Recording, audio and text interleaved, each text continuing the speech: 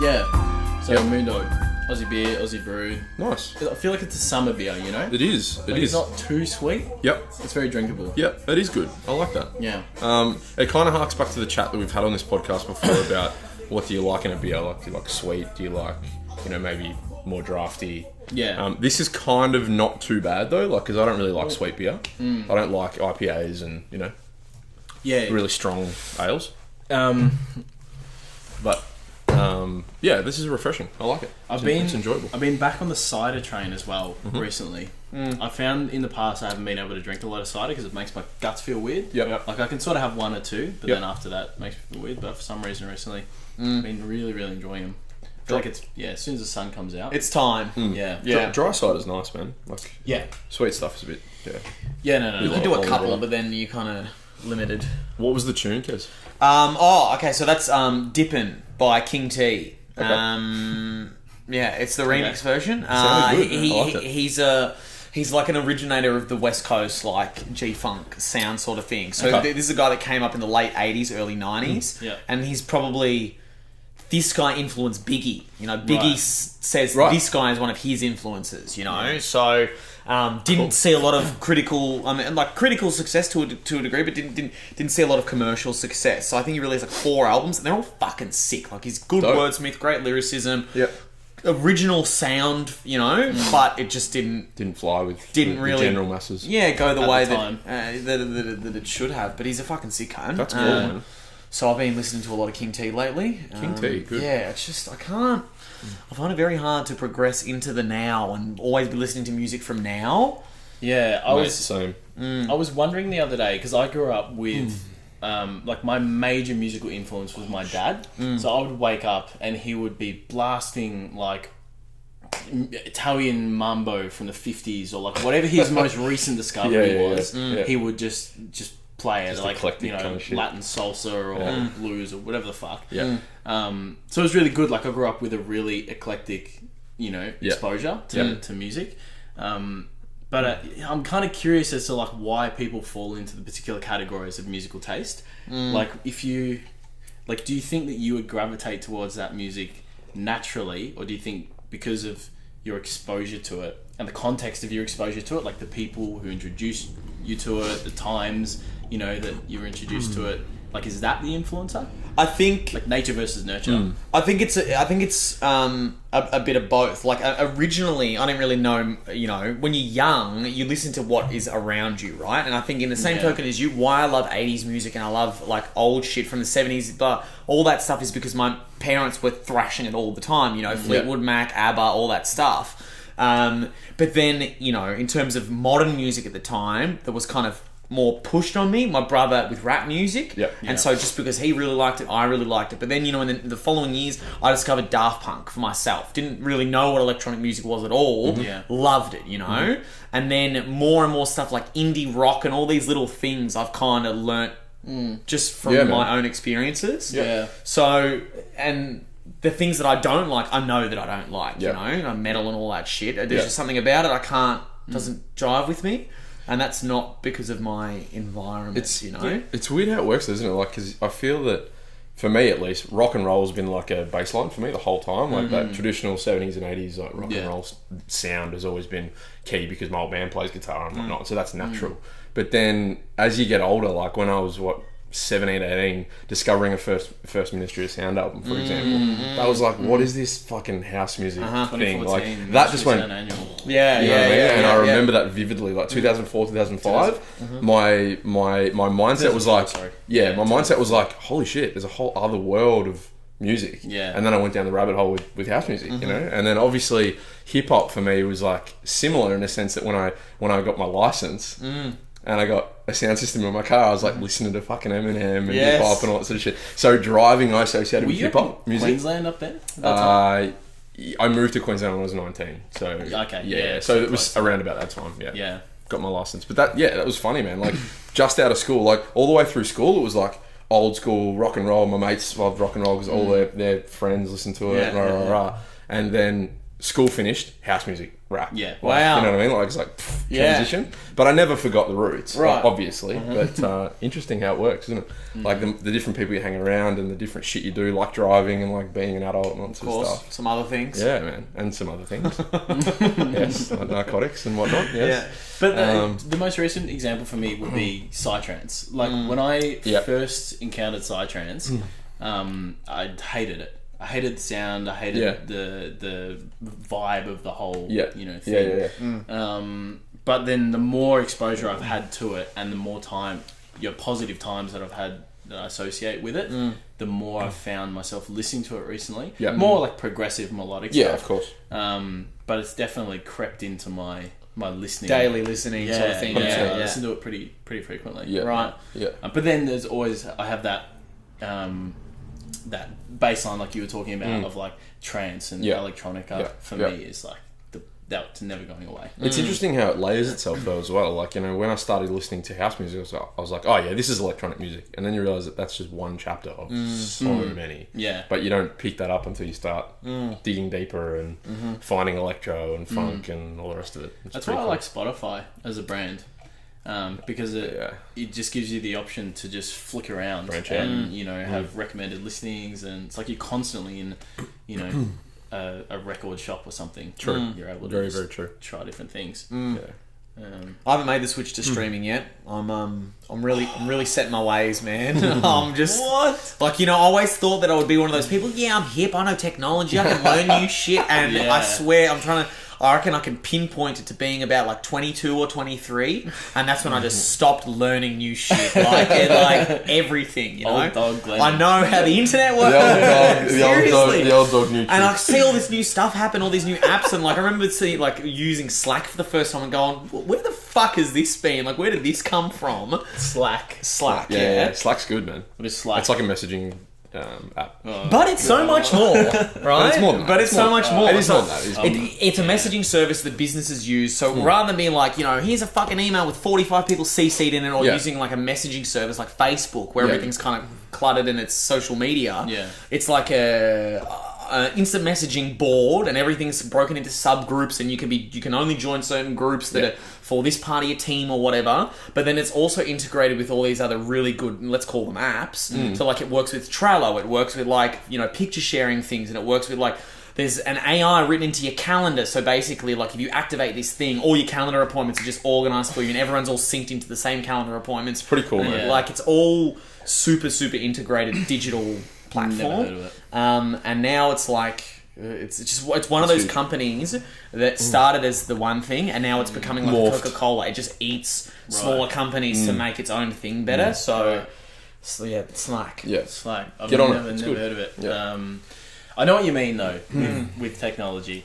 Like there's been a few things where I've been happy to let them fall by the wayside. You know what I mean? Like, a new technology will come along, and I'll just be like, yeah, I don't need it. Yeah. Like, you know, but 100%. People 5 years my younger are obsessed with it and all over it and understand it intuitively. I even feel that way a little bit about Snapchat. Like, I never got into Snapchat at all. And neither. I've never done it. I've never used it. But so many people have used it. And I understand the business case for it. I understand the social case for it. I just don't do it. And I've never got into it. You know? Yeah. A good example of that, and only even Twitter, I'm super limited on as well. Like I use it for news and things like that. But I just follow. I don't tweet people. Or fucking, you know. Yeah.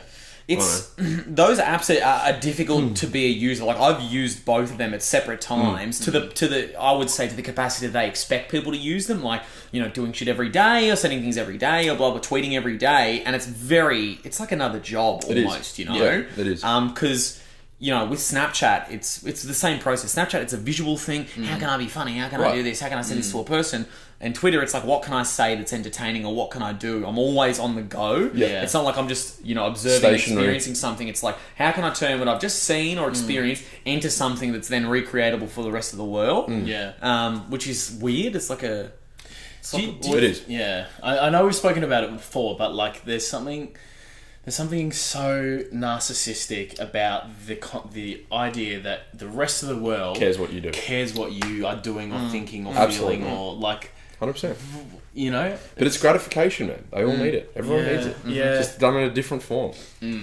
It's like buying Christmas presents, We man. all just want to be liked. Christmas presents, huh? Fuck off, mate. Don't get me started, man. Bro, Don't get you you need started. it. Come on. Like, It's a nice time of year, I get that, but there's a reality behind the scenes that you both may be failing to see here. Yeah. It's for fucking corporations to cash in and make money on people's insatiable need to buy shit they don't need. and power to them.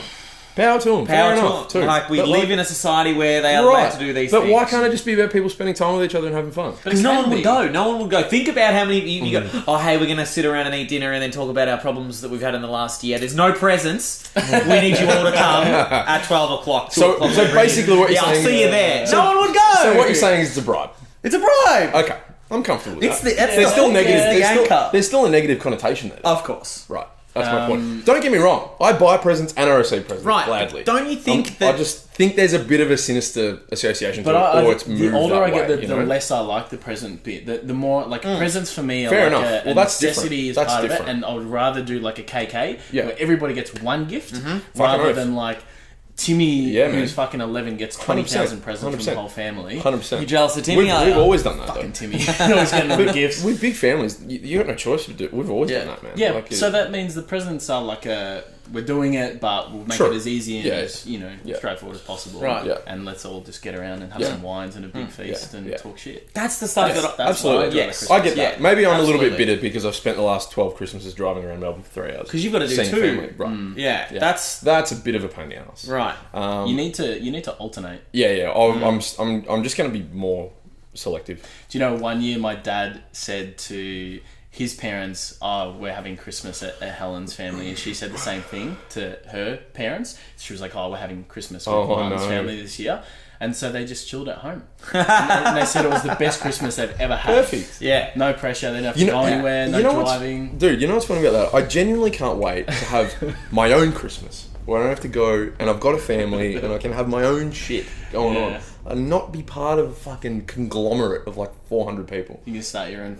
You are Frank Costanza. You're going to have a Festivus. Maybe a little Festivus. Nolesus. Hold a little Festivus. You know? Come one, come all. Not come all, but just come some. Yeah. Right. Come one, come some. Come one, come some. Come one, come some. Come one, come some, you know? Nah, look, for all the people that love Christmas out there, good on you. It's all good. What do you reckon? I used to love it. I used to love it. And now it's just a bit of a chore. You See, know, that's why I all like I'm saying.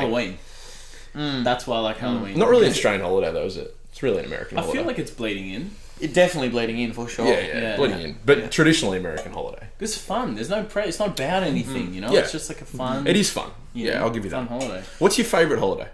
Halloween. Halloween. Definitely. Yours? Favourite holiday? Do you have a favourite holiday? Ooh, something that I get real hyped for?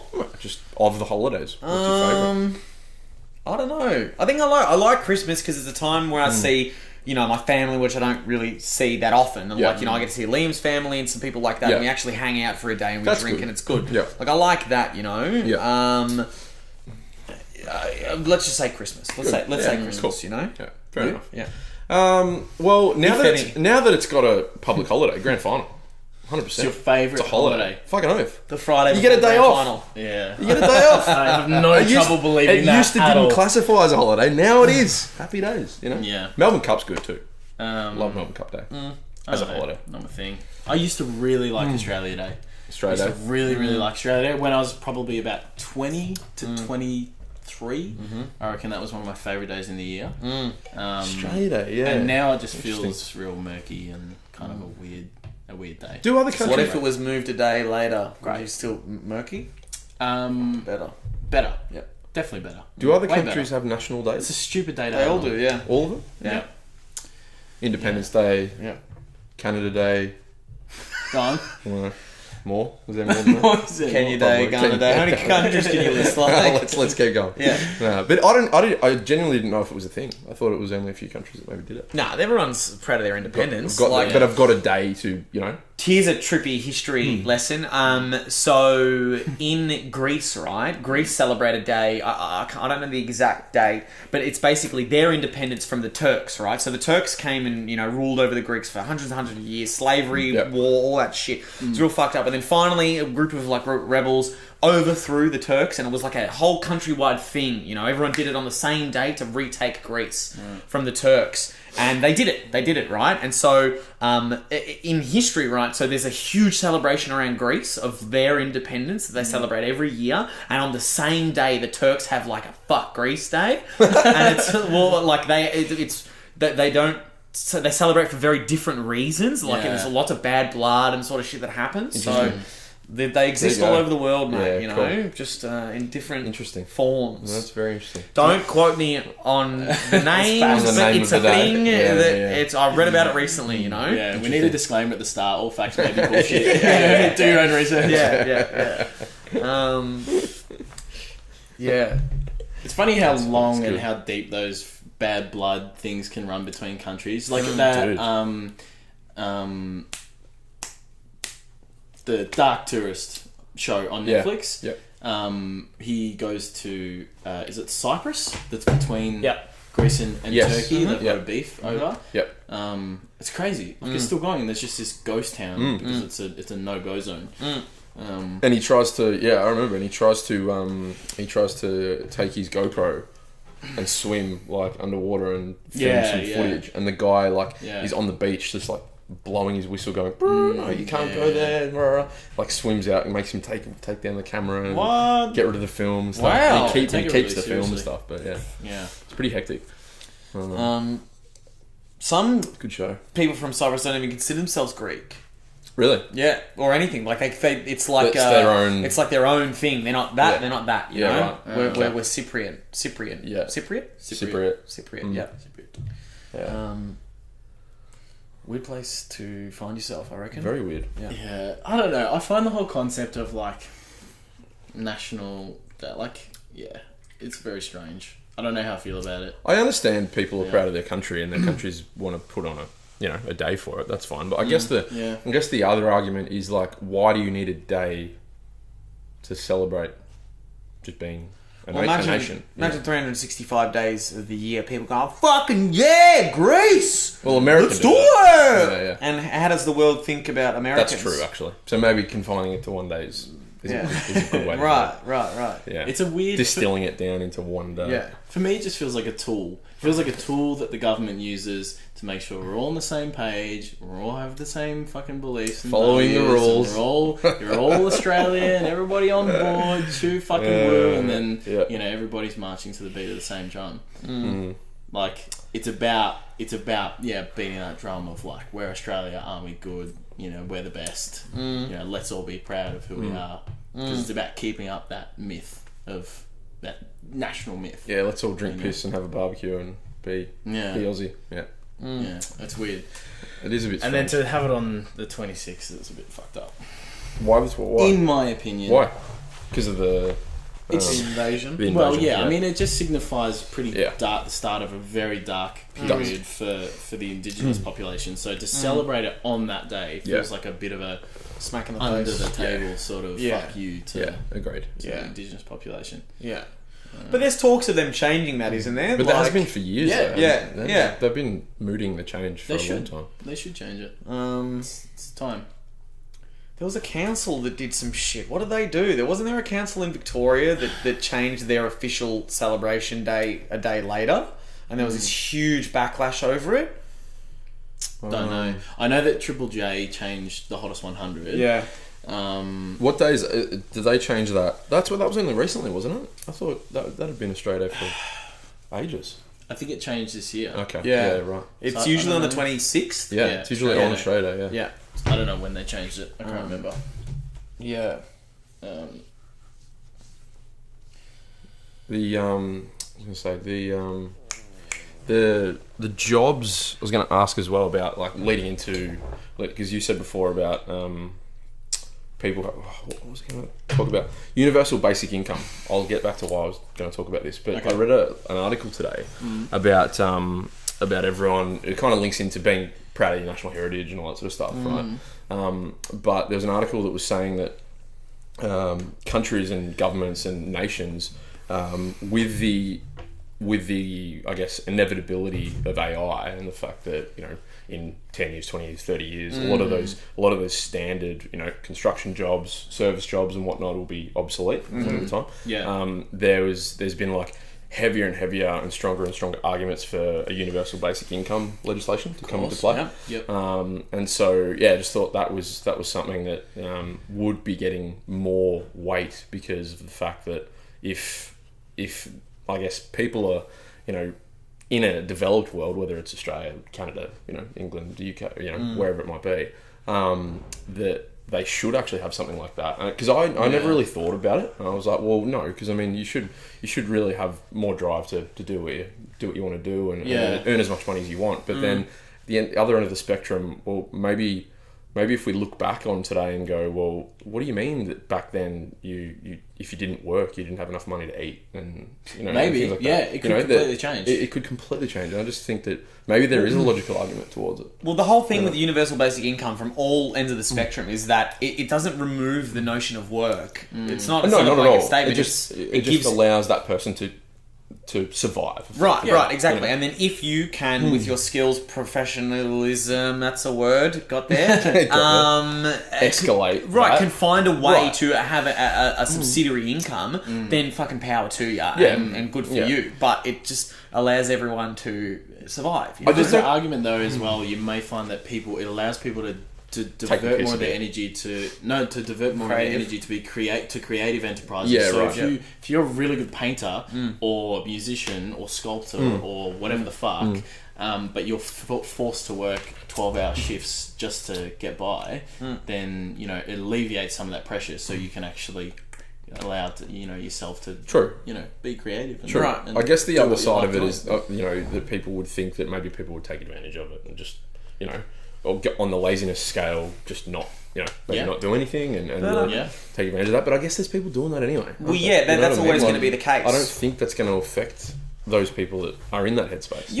Would you rather have that? So would you rather have a universal basic income, just enough so that you could buy groceries, pay the bills, pay the rent, that's it? Or would you rather have a welfare system that would offer you free education, free healthcare, without really high taxes? Well, that's the thing, right? That practice is actually in play in some countries around the world, like in Scandinavia and Finland and whatnot, where they have I would high rather tax probably not supply. I think it would probably benefit society more to not have individuals having that money, but to have that social security net, lifting everybody up rather than... Yeah, but an education isn't going to help every person. When we live in a world where technology is supreme, you can't upskill 60% of the populace. They just don't have the... I'm sorry, they don't have the ability to be coders, programmers, people that work in these industries with robotics and da-da-da, which is where the world is going. Of course. So, I mean, it's good to have these services and to offer the things, but there's a glass ceiling for lots of people. I think it depends on the level, though, doesn't it? I think what you might be talking about is just complete basic education, right? So not anything. No, I mean higher education. Or do you mean uni? Oh, do you mean everything? Okay, right. And I don't know. I just thought it just occurred to me that maybe, what would, in terms of advancing everybody, what's that saying? It's like all boats. I was talking about this the other day. With the tide or something. All boats live with the tide. I swear to God, it's a saying. It's a saying. Yeah. All boats rise. Yeah, right. The high tide rises all boats. Some shit like that. Early, I know. Early tide rises the boat. But I know what you're saying. If everybody could work together simultaneously, then we would all be a better society, right? Yeah. And what I'm saying is, it's the same thing with the bludgeon. If you were to go to, I think a lot of people and go, hey, you can go and study a really difficult tertiary study. You can go do advanced mathematics for something. Yeah. Would a lot of these people want to do that? Yeah. Probably not. I think a lot of people I'm not going to name drop anyone. I know a person that could have played in the AFL, right? Yeah. And they were very great at what they did. That amazing natural ability. They were being scouted. There was all this shit that was going to work for them, and they just didn't want that for themselves. Yeah. They wanted to do something. I don't know why, but they wanted to do something else. You know, one is a very difficult, strenuous existence with lots of work, practice, dedication. Not doing certain things, and then something else is a bit easier, and that's just what they chose. Sure. And so I think what maybe a lot of people choose is like something that's comfortable and easy, rather than like I've got to be smarter and faster and better and, all the time. Sure. Definitely. Yeah, I guess it comes down to that thing of like how much does the government intervene in individuals' lives? Like maybe if someone makes a choice that 100%. they don't want to pursue higher education, they don't want to work really hard and obtain a well-paying job, or then the consequences of that are on their shoulders. Right, of course. It's on you I guess the further we go down that road, though, those sorts of people, their employment opportunities and their opportunities in general are obviously going to be limited, right, compared to everyone else. Which means that with the development of things like AI, their existence becomes more narrow and narrow. Exactly. And that sounds really callous. It doesn't mean they're going to die, but it just means that, like, what do they do with their lives? You know? Like, if they don't want to be, super creative, or like, I don't know, do something that, I don't know what a machine can't do, to be honest, but do something that maybe a human is going to have a human element towards. Well, name it. What do you reckon a job is that a machine can't do? Psychologist? I don't know. Things are getting pretty good at diagnostics. But you know what I mean, though? Like, that's interpretive, isn't it? That's person to person. Yeah. That's very... It's a humanistic job. I don't know. That's maybe an example. Nothing is safe given enough time. Nothing's safe. That's the reality of Yeah. it. Like Right now, though. I don't think so. Right, obviously right now. You're not going to have a fucking, G.I. Jane fucking, telling you to... I don't know. What is a G.I. Jane? I don't know, like a fucking... G.I. Joe with a vagina. Yeah, she's your psychologist, and she tells you to, quit smoking, and it'll make you feel better, and all these sorts of things. You're not going to do that with a robot, are you? You're going to do that with a person. I totally lost the train of what you're talking about. I was using the psychologist example. Yeah. She's not going to be a robot. She's going to be a human being. Okay. Having a chat with someone. Okay. Tony Soprano's not going to go see a robot. Why'd you say G.I. Jane? Yeah, though? that's where I'm lost. She's the psychologist. She's the psychologist. Is it the same actress? She's in G.I. Jane and... No. I'm just saying that she's the psychologist. She's the robot. I just use that as a I robot. don't understand why you went with G.I. I don't know. I just wanted G.I. Jane. Okay, here's a question, right? So we're reaching this point where we're kind of getting beyond the uncanny valley. You guys know what the uncanny valley is with robotics and machines. So we're reaching beyond that point, not necessarily with visual robotics, but you've both heard, we've spoken about that clip where the person orders the table and all that shit, that was, you know? Yeah, that was fucked up. So we're reaching a point where you can't distinguish what's a robot and what's not a robot. No. Is he getting more beers? I hope so. Can you get more beers? So my question is, right, you would obviously want to get your advice from a human because you feel it's more, empathetic and understanding and real. Right.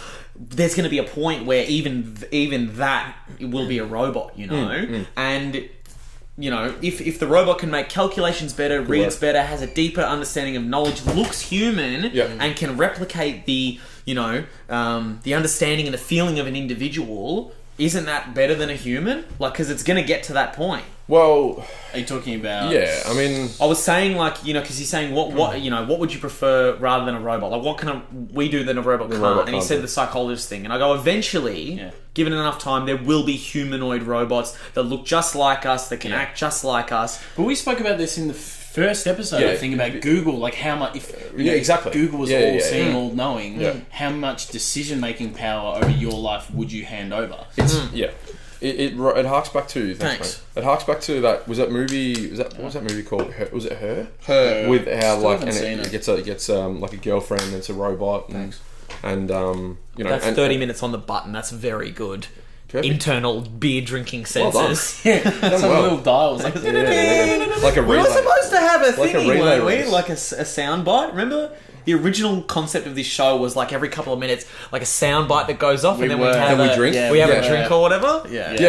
Up. Maybe we'll do that for the something last. like that. It's going to be like an Arnold. It was going to be like an Arnold clip. We can do that for the last ep in the season. When we really give it a crack. We get loose. But yeah, so I mean, it was like we were talking about not Google, yes, but also when we were chatting about going on dates and whatnot, and if if you could pick like a girl or a guy that would suit your personality, right. And remember that? It was like we were talking about this ages ago, and we were saying that, you know, well, could a computer? That was the Google conversation. Like it was linked to that, wasn't it? Yeah.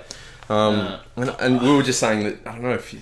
Would you feel weird about that? I would feel weird about it, but I probably would do it. I'd be like, you're going to be able to make the decision better than me. The psychologist. Just generally, like, decision-making capabilities. The robot. If Google's been tracking my communications and my movements and my habits for the last 15 years, you know, day in, day out. And they pick a person for you. Yeah. And you would trust them more than you would trust yourself. Probably. See, I don't know how I'd feel about that. I reckon I would... I've made some bad decisions. But that's another thing. That's a different story altogether. Yeah, I don't know. Like, yeah. Can you think of any other occupations or other types of situations where a human can still... That a robot can excel that maybe a robot can't? Not anymore. In my field, everything can be done by a robot. Yeah, there's no robot directors yet. Right. But like a robot can sort paperwork, can send out emails, can do cinematography. They already does it. They write scores. They write scripts. They do editing, color grading.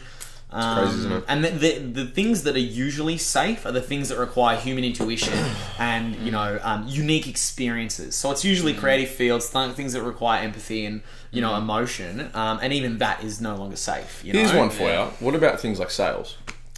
And and customer service, in a sense that unless you were a human clone, effectively, and maybe you had the training and whatnot, which I guess could be feasible, definitely. How would you necessarily read up and pick up people's body language traits, little hints that they might give, asking the right questions, things like that, as a robot? You go first. So, how, I'm sure you know, but how AI is trained is they feed it hours, weeks, month-long, year-long data in the blink of an eye, right? Yeah. So imagine you've got 45 call centers that record all their data, and they all work in sales. They all sell the same fucking thing. Yep. And it's like, here's a couple thousand terabytes of information. Eat that up. Learn all the best techniques. How they were able to blah blah blah. And this computer will go, yep. And then you pair that with the voice that Google now has, and then this robot, they have an inflection in their voice, and it sounds a little bit I don't want to do this. They go, all right, that's how that person handled it on this case 10 years ago. Bam, now I know exactly what to say. I think in a remote instance where there's no visual aspect over the phone, I reckon a computer would smash over human the phone. sales to I you. agree, 100%. Over the phone, in person, like a Stephen Hawking kind of like, hello, would you like solar for your roof? Oh, he's gone there. I don't. It's funny, man. But yeah, I get what you mean. I don't think that would go down too well. You wouldn't. It's not super relatable. It's not super relatable. Is that why they have no Hawking? I can't understand. On the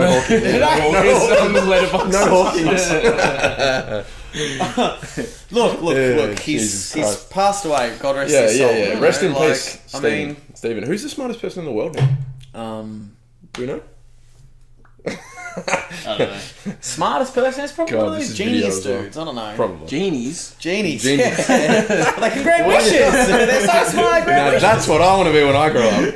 What do you want to be? A genie? Robot genie. Yeah, robot genie for sure. It makes you realise how powerful data companies are in the world. Yeah. Like, Absolutely. Yeah. the amount of power that they have. If you have They run the world. Huge data collection. They run the world. Ability or database at your fingertips that you can then sell or provide your services. Fucking oath. Hell, you know what would be very, very advantageous, I reckon, for companies and businesses is having robots interview for jobs in terms of like actually conducting the interviews, like asking questions and whatnot. In terms of, if they're looking for a particular type of person, maybe programming that robot with, as you say, terabytes of info, or looking for a particular type of person, loading them up with questions and going, find us this person. It's a good idea, man. Right. That would be Companies a would pay kick-ass. so much money for You know that. what I mean? That would be a really kick-ass, feature. Tailored interviews for tailored things. For specific roles, yeah. Didn't we speak... I swear I've brought up the thing about how Google found that guy that was doing the research for his programming assignment that he had or whatever. Have I not told you about this? I think so. So basically, this American guy, was like doing his research, PhD, whatever his field was in computer programming, coding, whatever. Was a super specified thing, and it's stuff that he had to figure out through Google Scholar and whatever else. Only a small handful of people would be searching for these things on their platform, right? Yep. And so he was spending a day trying to figure out how to solve this problem with the computer shit that he was doing, right? And then while he was using Google, a pop-up window came up, which is not a rare thing. It's not like, it just comes up like, hi, we can see that you're looking for these things. Would you like a challenge? And he's like, okay. And so he pressed the yes, and it opened up another Google window, and it was a coding program related directly to the thing that he was researching. And it goes, you've got like a day to finish this, go for it, right? And he's like, okay, blah, blah, blah, blah, blah, does the first thing, gets it right. It's like, all right, next one. And it went through like a bunch of iterations of harder and harder and harder and more refined problems in the field that he was researching. Yeah. And he gets to the end, and get harder and harder and harder, and he gets to the end and he finishes all of them. They're like, thanks so much for taking part in our game. Enjoy your day. And he's like, that's fucking weird, right? That's weird. Goes about his life, and then I think it was maybe a week later or 2 weeks later, he gets a phone call, and it's like, hi, I'm fucking Stacey from recruiting at Google. Right. We saw you did really well with all our tests. We'd love to have you in for an interview. If you want to come in. And this guy wasn't it's just a thing that he was doing, right? And then they could see that he did the work that they needed him to do. They went in and he got hired at Google, after that interview. And so, there you go. what you're describing is happening, if you're in the right realm. Wow. Yeah. That is crazy. Have you ever heard of... this is going to be frustrating because it's very similar, but I don't know enough about it to recount the story properly. It's called circadian 330 on the 4chan, the problem solving. This fucking weird web of secret societies and problem solving and people try to crack the code and then they've got to follow coordinates to somewhere fucking on the other side of the planet. And it's something attached to a lamppost or something. Fuck, I wish I can recount the whole thing because it's so interesting. No, so it was basically it started on 4chan, one of these deep forums, right? And it was someone put up a thing, essentially like a cipher. Not a cipher is the way that you unravel a code. It was like a code without a cipher.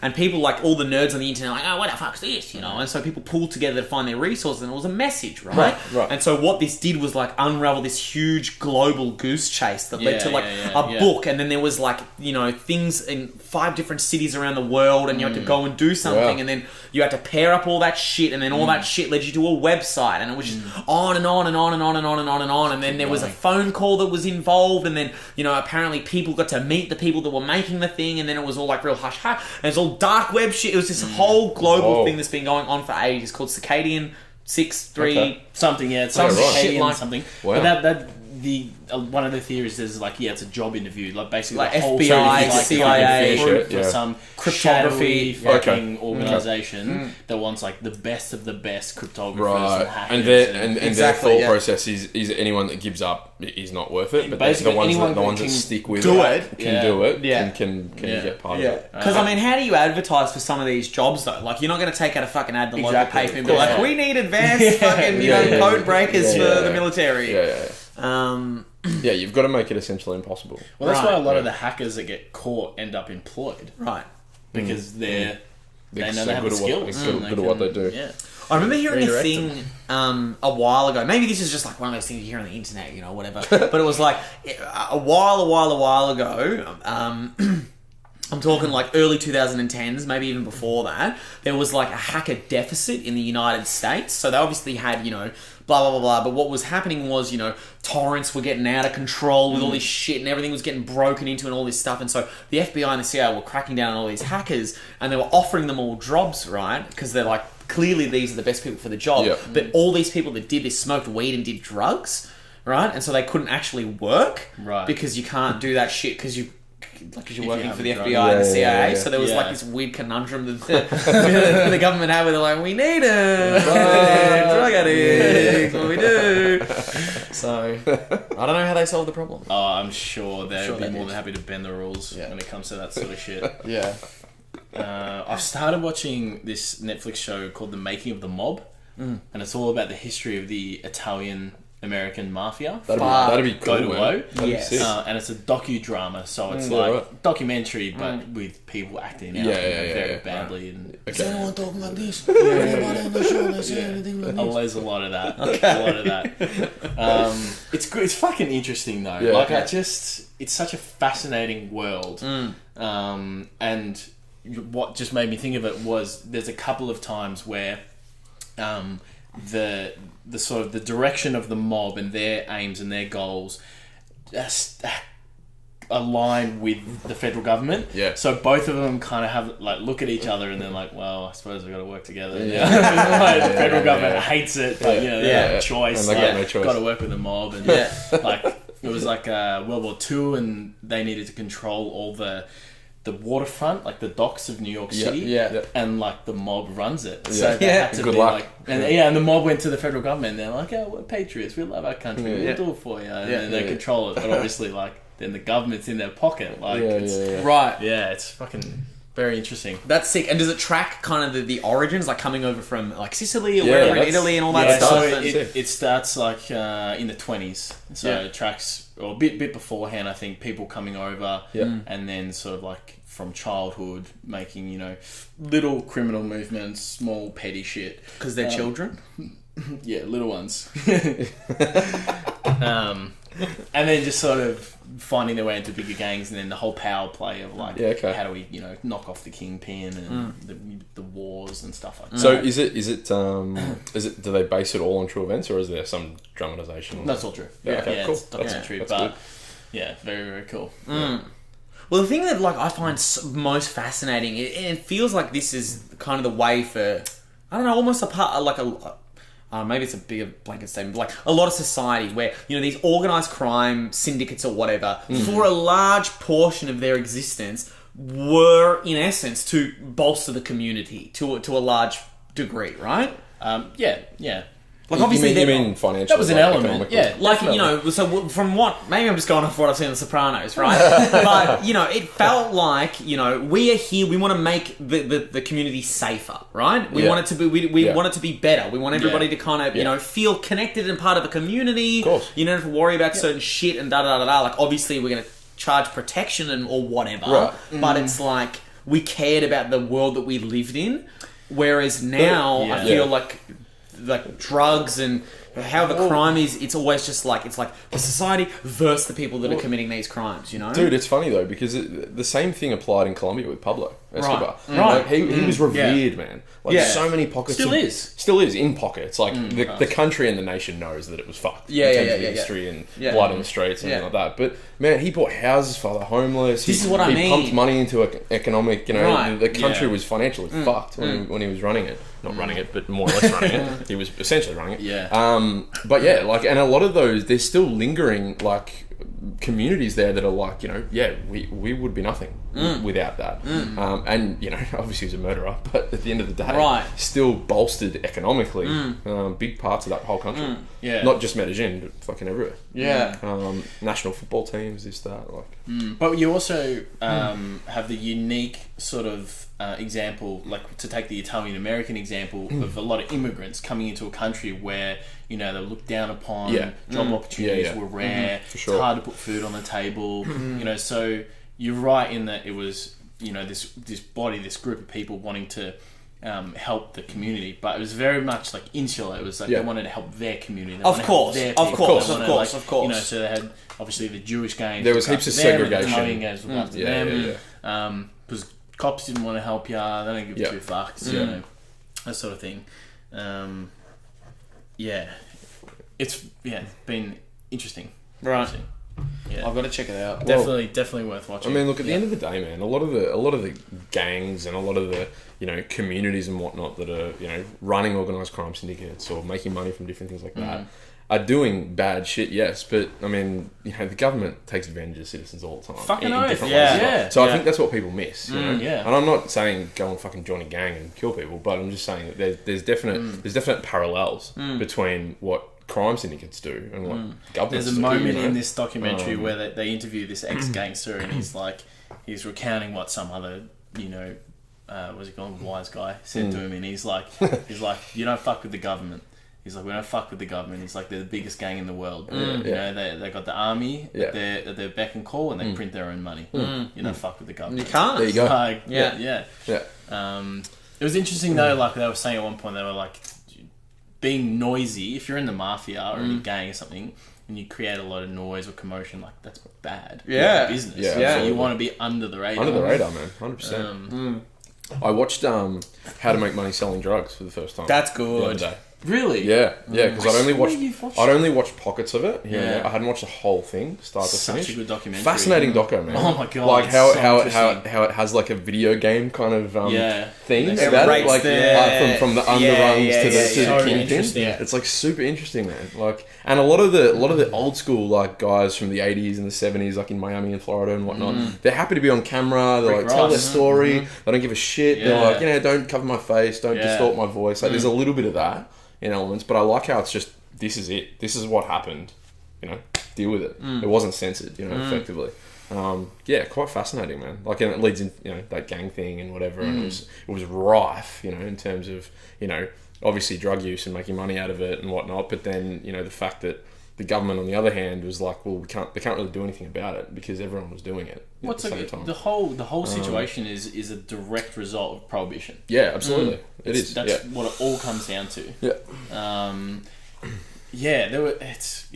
It should just be decriminalized. But look, it's I mean, and that film was made, I think, what, 10 years ago? Yeah, it's an old documentary. I think it was like 2014, 15. And they 50 kind of cents in it. I just found it was so interesting how they profiled how much money the US government anyway spent on, you know, the DEA, drug prohibition, and like, you know, and obviously, you know, the drug war, so to speak. And it goes from like fucking 2 billion to 8 billion to 30 billion to fucking like 2.4 trillion in the space of like different decades. Yeah, well, it's That's like nuts, man. Like, I don't know, man. You figure out that basically different you found a thing that's perpetually got backing for it, public support. You can dump as much money into something as you want. And if you're greasing pockets and people that are in place, then you can call it whatever you want. 100%. You know, 100%. Like, For a you thing know, that's when you're funding prison systems all across America, of course cops are going to arrest people. Yeah, dude. You know, of course they're going to put people in jail for 20 years for weed. You know, like the money's going to go to the fucking prison systems, man. Like that they've got. Did you hear about this though? It's a state. It's only one state so far in America that have changed the legislation in that state to overturn drug convictions for marijuana possession. Is that right? Because of how everything's going, Is right? it Massachusetts? fuck, is it Colorado?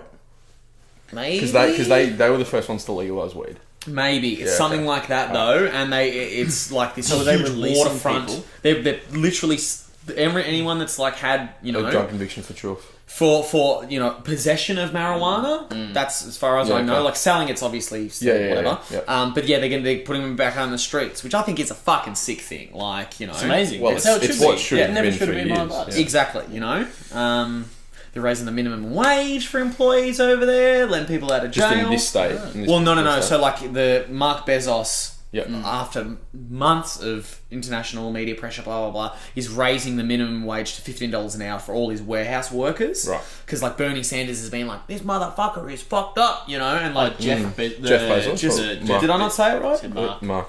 The head of Amazon. The Amazon Jeff, dude. the bald guy. Jeff Yeah, Bezos, yeah. yeah. Jeff Old mate. Bezos. I was Old like, mate. who the fuck is Mark? From Amazon. His brother, yeah. My bad. Yeah. But yeah, so they're raising that there, and then someone else is following suit. There's another massive conglomerate that are doing it on the back of that as well. Because Good. people are sick of it. Yeah. So they should, man. Yeah. Yeah, apparently the Amazon staff, really, really shitty working conditions. Really? Like just work to the bone, Yeah, no okay. money, and yeah.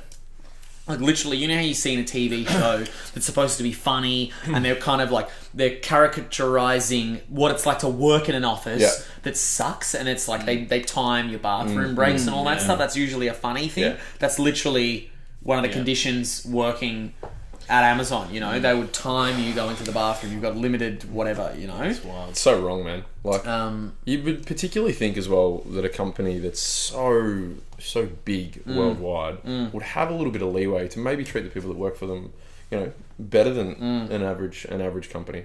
Obviously not, but it's like you hear the stories about Nike sweatshops and whatnot, overseas and things. But I didn't realize that Amazon was that bad, but clearly they are. I think it's about perspective. Like the people that make the decisions, I'm not condoning it or trying to normalize it, but the people that make the decisions about the working conditions for these people don't ever see that.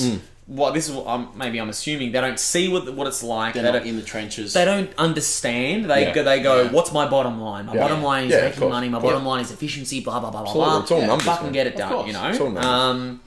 So like you kind of need like almost a fucking whole rejig. You need the boss swap sort of thing. Yeah, true. Get a couple of Packers up there, fucking... Put him on the fucking... Put him on the line. That's it. Put him down on the line. Put Jeff on the line. See how he likes it. Jeff's not going on the line. What he is doing is sending a few metric tons of construction material to the moon. Did you hear about this? No. He's going to be like the first cunt to start mining the moon. That's exactly what it looks like. They can't talk about what he's sending there, but it's a few metric tons of what? They go construction materials or materials, right? So like he's building a plan up there to mine shit, drills and shit. To send it back to Earth to make trillions upon trillions of dollars. Maybe that's why Musk has sent a car into space, so he can take some back in his boot. A couple of moon rocks. Put it in his boot. Yeah, that's right. Drive back. On Rogan's podcast the other day, they were like, they put the dude in the spacesuit in the front seat. Yeah. He was like, that could be one of Musk's enemies. It's just some guy that pissed him off on his bad side, and like no one's ever gonna know. It's just like, fuck you, gun. Dude shot him in the face. Yeah. He stepped down. Sorry? Yeah. See, he had to step down as CEO. And SpaceX. Tesla. Just Tesla. Because he smoked a J. Well, not because of, but it was a byproduct of that. Yeah, it's a because the share price dumped, a whole bunch of people, negative connotations. He's under investigation from the SEC for fraud, right? Yeah. So a while ago, he put up a thing on Twitter that said something about the valuation, or we've got backing, or something like that. Funding. There was something about funding, right? We either have this dope ass funding or we've been approved or something like that. Right. And so they skyrocketed, right? And then everyone's like, "No, you didn't. That's not true." Right. But because he did it and he's the CEO, that holds weight, right? Yeah. So as because of this SEC investigation and him, calling that guy in the Philippines a fucking whatever, and then it's a lot of things, It's like, bro, maybe take a step back. Yeah. Design some cool cars and get out of the spotlight for a while. Yeah, and then they fined him $20 million, which he duly got out of the glove box and gave it to him. Right, which is very easy to do. Whoa, don't find me $20 million. I think I've got some. Fucking Jesus. Yeah. Sick cunt though. Sick cunt. Love him. Yeah, he's a bloke. I was thinking about that scene in Fight Club when he's great talking movie. about how great movie. One of my favourite movies. When he's talking about how in the future space travel will be corporate. Corporatized. Like it'll be Planet Starbucks and fucking McDonald's Galaxy and shit like that. It's hard not to see it happen. Of course, bro. Yeah, definitely. Definitely. It's the Amazon constellation. Like everything is monetized. That's how it is. Mac is on Mars. Yeah. True. On the drive-by. No shit. Elton John's just there. Rocket Man. Going, driving through. The movie looks sick, dude. Doesn't it? It looks fucking wait dope. to see it. Yeah, it looks really good. They're doing a movie on Elton John. A biopic of him, yeah. Yeah, he's a funny dude. Yeah. Did you see Kingsman 2? No. Haven't seen number one. Didn't see Kingsman 1. Oh, you'd fucking love it. Yeah? You'd honestly love it. They got powers and shit? Is that what it is? It's just a spy movie. Oh, okay. It's just a spy movie for adults with black sense of humour. Okay. You'd fucking enjoy it, trust me. Is there a lot of gadgets and shit in there? No, it's just okay, I thought very... Is the gadgets do or die for you? Like, no gadgets? No, not at all. I'm just trying to remember because I think I saw a preview for it. Right. I'm not sure which movie it was. Right. Yeah, it's really, really good. Is Sean Connery in it? No. Oh, I got the wrong movie. But it is... This guy. It is a broad cast though. It's got lots of heavy hitters in it, yeah? Yeah. Colin, the English guy, Colin Firth. Wouldn't really call him a heavy hitter. Well, the reason I brought it up was Elton John's in the second one. Oh, right. He sort of steals the show a bit. Cool. Yeah, definitely watch it. Is he acting or singing? Acting. Really? Playing That's himself. interesting. Playing, he does okay. cameo. Oh, he plays himself. Yeah. Cool. Just plays like a worker at Hungry Jack's or something. Can I take your order, please? Big Got the sunnies. starry-eyed sunnies. Legend. They had a show on Elton John today on Channel 7. They had like it was in the UK, and it was like Elton's 20 most his most popular tracks in England. Right. And they had like interviews with all the different people like Sting and all these other people that like, you know, Right. Ed Sheeran and all that sort of shit that were inspired by him and stuff. It's really cool. Like, and you just see like what a character, man. Like, because they showed a lot of vision of him on stage, live, belting out tunes, wearing like massive high heels. He wore a duck costume on stage, like wearing like ridiculous sunglasses, and everyone like the theme was like he just made it work. Like that was him, right. you know, he wasn't anyone that he Just didn't want to be. outrageous. He didn't try to be anyone he wasn't. And other people have tried to be outlandish and, you know, embellish themselves as a personality, but it's always always looked a bit second fiddle to Elton John. Like he was always been the original guy that was like, I don't give a fuck what anyone thinks. Yeah. I'm just going to wear this, I'm going to do this and act like that. And he's super supportive as well of like young artists and things as well. good. Like, apparently rings them up and says, I really like your music and this and that. Yeah, really interesting. Yeah, well, he had like this is the thing that I thought was cool. Like, I put an application for it. I didn't get very far. But his massive bangers, like, you know, Rocket Man, fucking, you know, Benny and the Jets, blah blah. And there was one other one that was in the competition.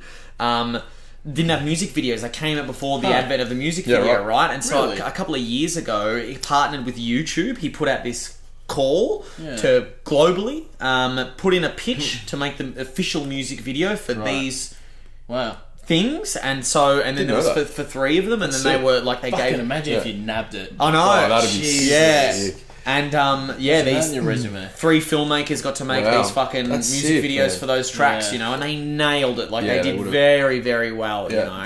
And so are they now classified as like the official music videos? They are of those songs? the official Wow. music videos for those songs. That's cool, yeah. man. Yeah, That's on him. fucking Yeah. awesome. Do you know if they hark back to the days when he wrote it, or are they kind of pretty modern clips? So one was an animation, one was something else, and then the one that I applied for, Rocket Man, was it's set in today. Okay. No, not Rocket Man. Wait, Tiny Dancer. Is Tiny it the Dancer. same? Yeah, Tiny Dancer. Sorry. Tiny Dancer, which is kind of like a happy but a sad song at the same time, right? And it's all about the kind of experience. It's like what you're feeling at the time is how that song affects you. And the filmmaker just nailed it. It's literally just like snapshots of all these different people in LA and like what they're going through, and it's all over one day, everyone, and just how people are experiencing their one day listening to that song. That's so nice. there's like a group of teenagers smoking blunts in a Yeah, car that's and sick. cruising, and then That's there's like sick. a girl that's going to break up with her boyfriend, Yep. and then she gets a ride home in at the back of a truck, and then Yep. there's an old crazy lady from LA dancing in the street listening to the song. That's and it's dope. all these like That's so snapshots good. of people just taking from the song what they What they need, need. Yeah. which is what the song does. Dude, Like, do you know what's funny about that? he nailed it. Yeah. On this show today, it's so funny you should mention that, because you know the tune, I guess why they call it the blues. Right. Right? That song, you know the song? Yeah. Yeah, cool. So there was two people that were interviewed about that. One was like this lady, she was a singer, I can't remember the name off the top of her head, but she's like, yeah, that song, I remember playing it on repeat, like when I broke up with my boyfriend, like back in the day, like in the 70s, and I'd play the song, I'd cry, then I'd play it again, I'd cry, and it was like, that was her song for that. And this other guy was like, oh, guess why they call it the blues? I distinctly remember that song because me and my old man would listen to it when I was a kid, and after the piano entry, we'd both just kick in and start singing it together. And it was such a happy song for them. But for her, it was like devastating, like so sad. Yeah. And so it was brilliant that the music could combine those two feelings and emotions. Really, really cool. But that's the thing about art. This is the thing right, that I'm trying. It's all interpretive. Totally subjective. Like with pictures, I still cannot do. But like the best art is something that you can add your. Like you take from it or you give to it what you're experiencing, your life, your emotions, you know? Whether it's sad, happy, whatever, you know, that's the best kind of art. Painted stuff, I still can't get there. I can't... Painting? Well, paintings, illustrations, like, you know... You mean, what does it evoke? Well, Is that you know, what mean? like, okay, so, you know how, you know, Tiny Dancer, perfect example. Depending on how I'm feeling on the day when I listen to it, what I'm going through, that song for me, super sad song, super happy song, right? Yeah. Depending on how I'm feeling. But when I go and like look at painted art or still art, I can't invoke how I feel, an emotional feeling from it, or like what it's supposed to give to me. It doesn't feel like a two-way street. That's why, I find it very difficult to. What about with photographs? Photographs like is a little people? bit. Photographs is a little bit different. Photographs is a little bit different. Because usually there's like a meaning behind a photograph. Like usually there's an agenda in a photo. You know, it's a time, a place. It's a war. It's not. It's this. It's tragic. It's whatever. You know. Whereas the subjectivity of paintings combined with my own inability to have not compute. I'm like Stephen Hawking. You're gonna black sales call when I go into an art gallery. You're gonna black soul. I can't figure it out. Like, okay, so I went to MoMA, right? I went to MoMA recently. Yeah. I knew there was a story behind this. No, I went to MoMA and I just. Yeah. I'm with you. Honestly, I'm with you. I wasn't that blown away by MoMA. Yeah. The triennial, NGV triennial was fucking amazing. I think that was early this year or like very late last year. Was amazing. I went to MoMA, I think it was 3 weeks ago. And there were a couple of pieces that were good, but I've definitely seen more of the art that affected me more. Yep. Definitely. Yeah, cool. There was a gallery when I was in the north of Denmark, and there's this town called Aarhus, and there's a art museum gallery there called Aros, and they had this it's really cool design. So it's 7 levels, and the gallery is designed with Dante's circles of hell. Yeah. So the bottom level of the gallery is really dark, really oppressive, quite heavy subjects that you sort of walk through, and it's a bit maze-like, and it's a bit claustrophobic, and it feels a bit sort of oppressive. And then as you go up the levels, it gradually lightens and becomes more spacious and airy, and the subject matter sort of lightens up a bit. But the whole thing just felt really well curated and thought out, and some of the pieces are amazing. Like they had this this wall this artist had gone through over 3 years and bought the signs from homeless people, like, I want money, blah blah blah blah. So he's more or less he's framed all these signs from all around the world in all different languages in like these ornate golden beautiful frames, and then plastered this wall in them, and all these people are standing around like, oh, it's so evocative and blah blah blah, and I was just like, so weird. It's weird. Yeah, this whole thing is so weird. Definitely. And I was just captivated by not only like the piece, but also watching people's reactions to the piece. Definitely. Like, there was a Lamborghini that you could scratch with a key, and like, no way. It's just amazing. Yeah, it was really, really fucking cool. The whole place was awesome. Yeah, like, I don't know, man. I'm with you though. Like in terms of it evoking emotive thoughts, paintings and pictures and whatnot don't really do it for me either. However, photographs of like dramatic events or like war, like you said, like wars and whatnot. Like there's a doco I'm watching on the Vietnam War at the moment on Netflix, right? Which is have you seen any of that? Ken Burns. Yeah, it's like 12 parts. It's amazing, dude. Oh my god, it's fucking brilliant. incredible. Yeah. Have you seen it? I know Ken Burns quite well, but I don't know what's the doco. The way it's done is incredible. It's very powerful, yeah. And he uses a lot of stills. Yeah. And the way that he does that, it's just dude. It's called the Ken Burns effect. It's an editing technique. I didn't realize that was an effect. With because he made a 12-part series about the Civil War in America, which is amazing. Yeah, I remember some stuff from him, but it was really good. But this effect where basically up until that point, when you put an image in an editing. In a video, they would just put the picture, but what he does is he slowly zooms in or pans across, and it's literally called the Ken Burns effect. What a sick thing to have an effect like named after you. Thanks, bro. But he does this expertly, man. As you can imagine. Yeah. And just the images of one that sticks in my head.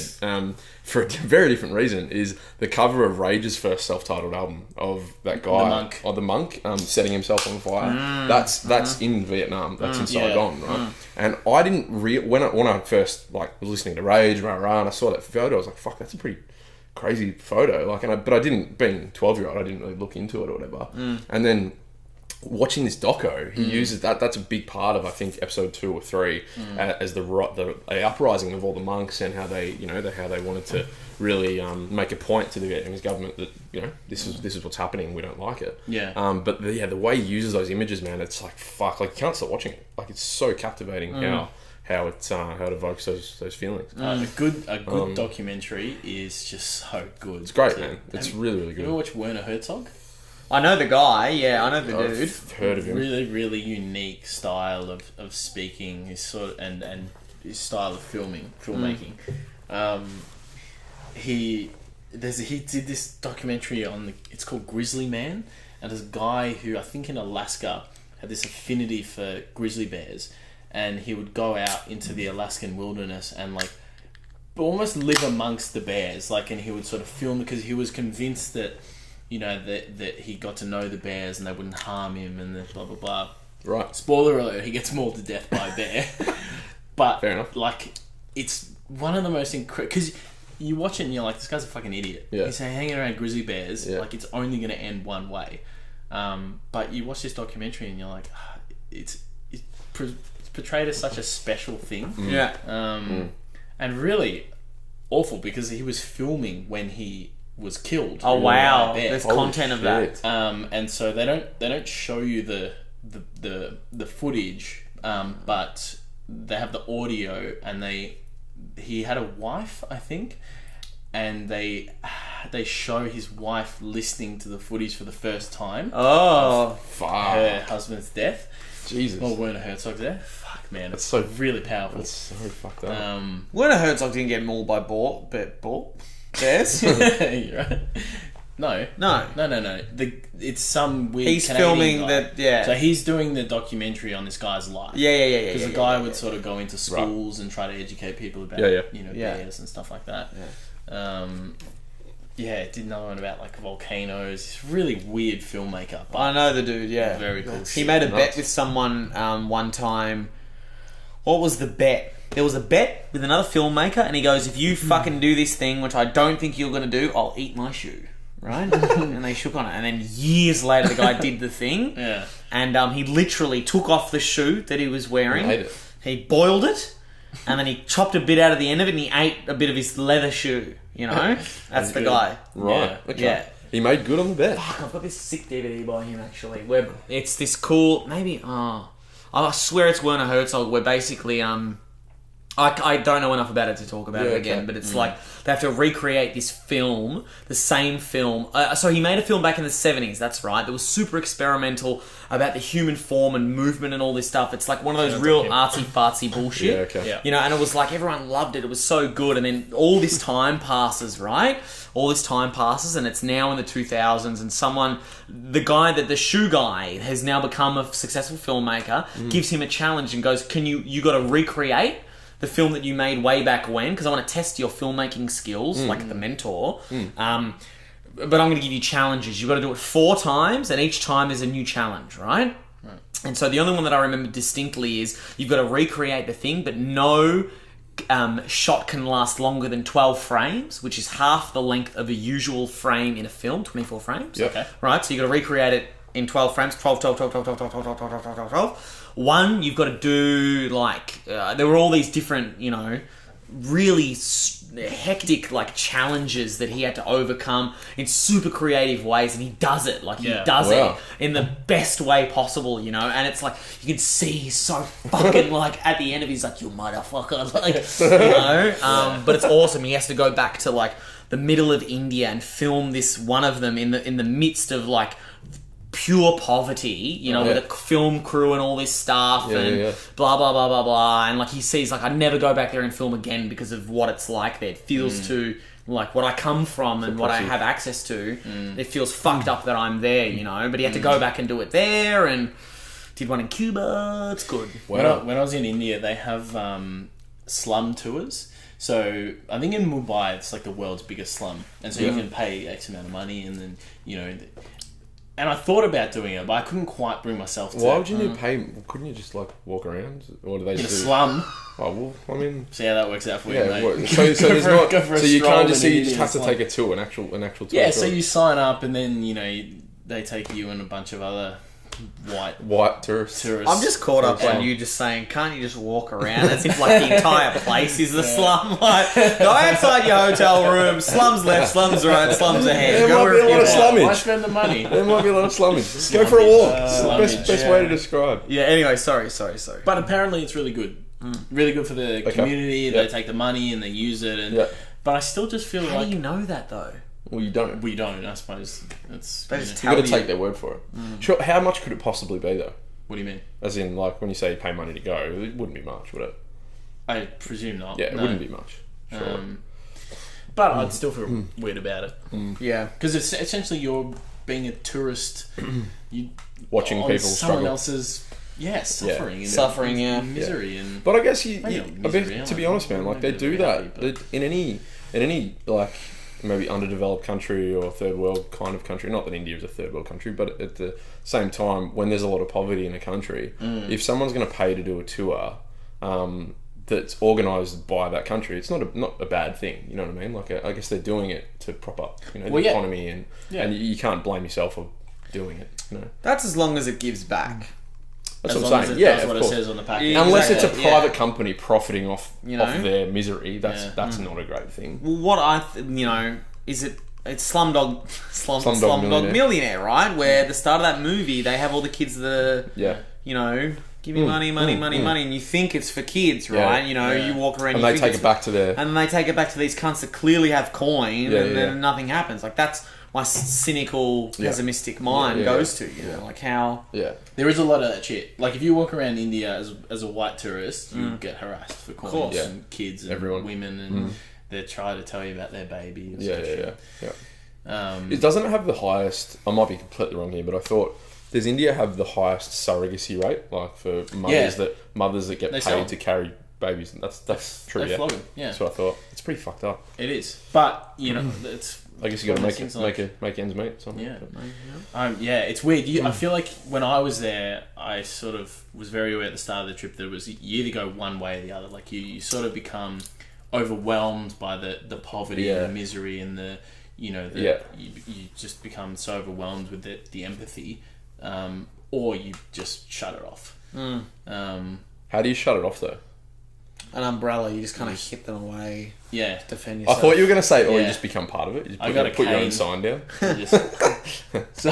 Get away, young peasants! Please move. Just becomes Aladdin. Just like gets a robe over his head. Yeah.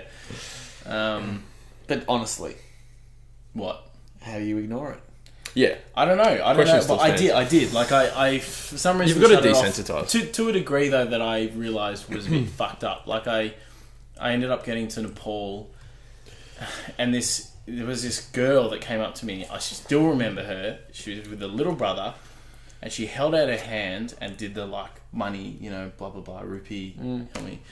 And I looked down, and she was probably my sister's age at the time, and she had her fingers cut off.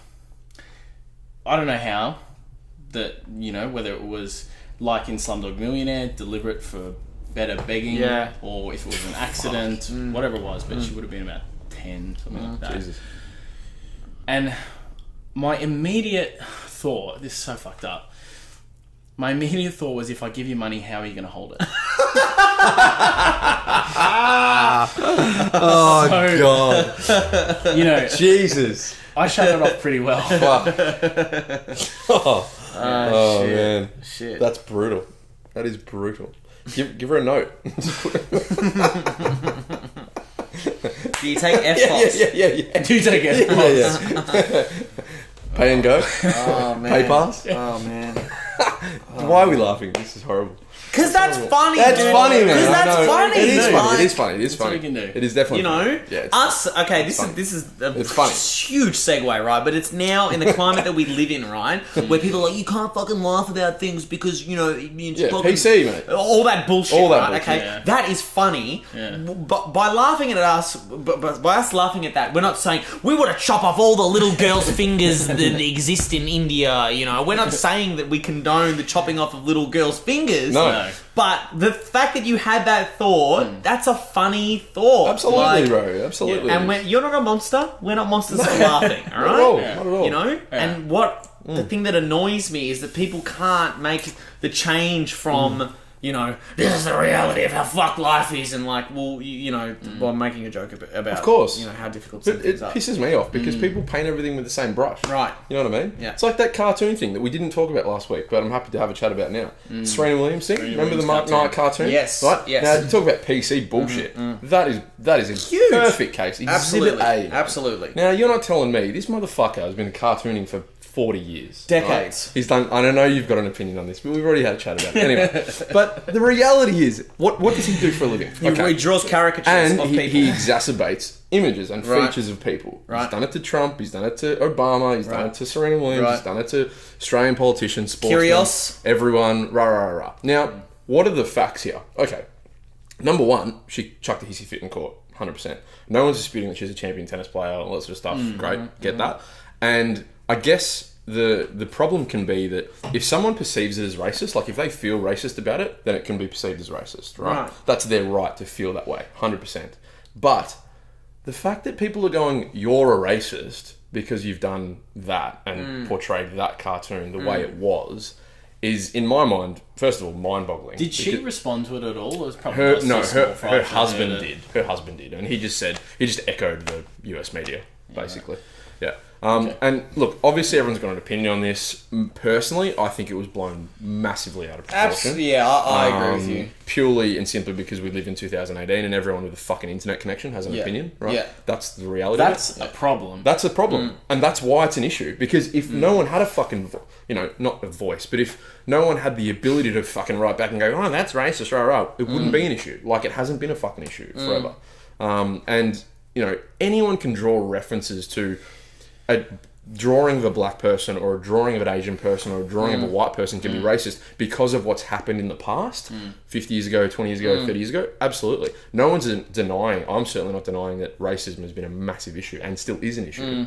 But that particular situation, we've got bigger problems.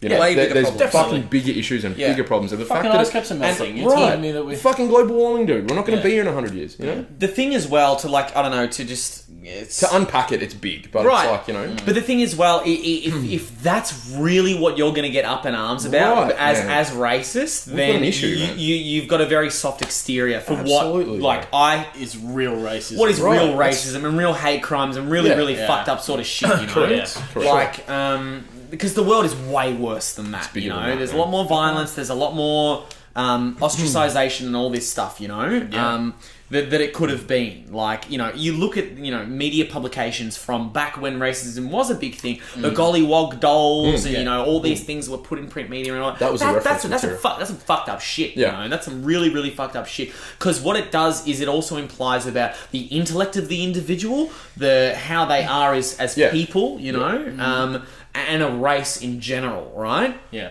Which I think that's where the racism really comes into the Conversation. the conversation. Whereas this was just like, it's one individual that is drawn in a certain way that's acting like a fool, Right. And he was actually trying to evoke what she actually did on the court, which is crack the sheets. Right. With the whole dummy spit, right. Right. That's what and obviously, look, I don't know. It's just...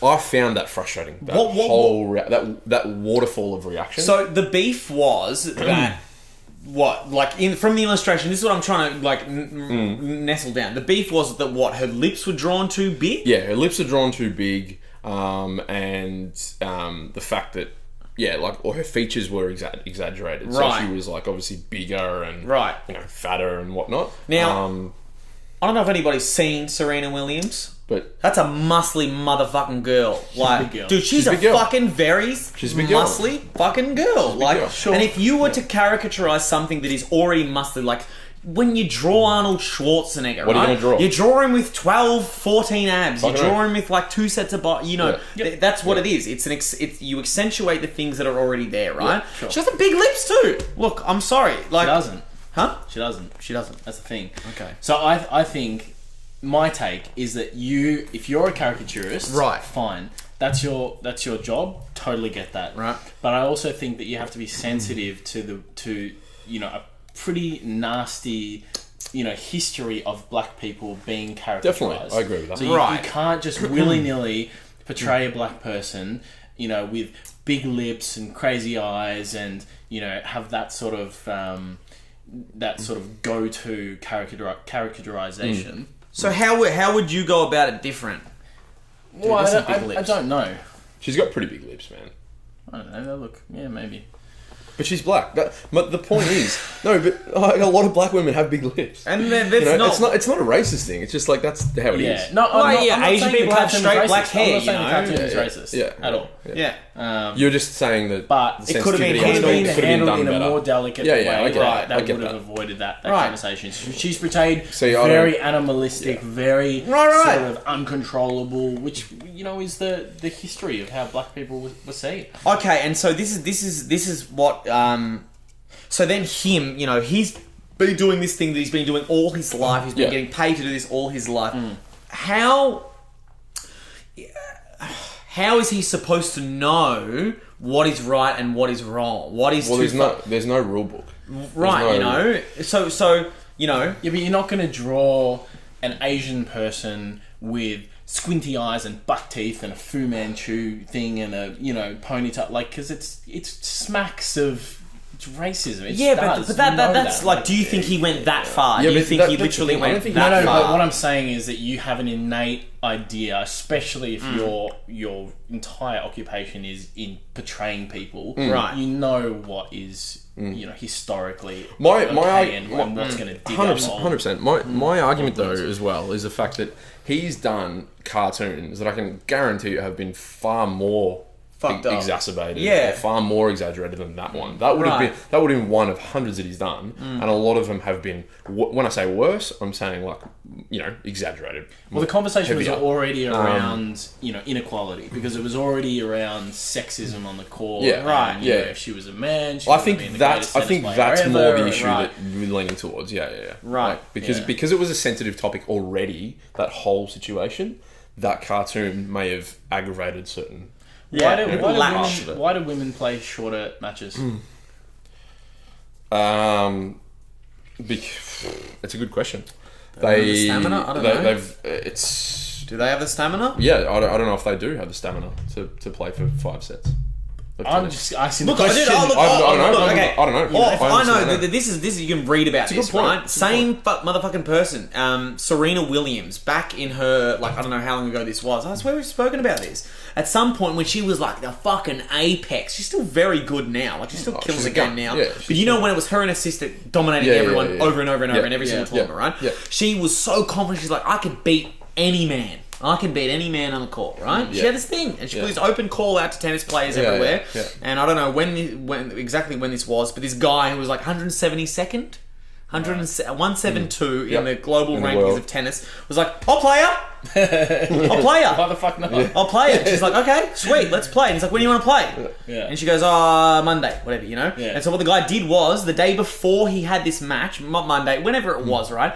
He played an entire round of golf. Had been smoking cigars and drinking all day, went to the court the next day and annihilated her straight sets, right? Yeah. And this guy was 172nd. Yeah.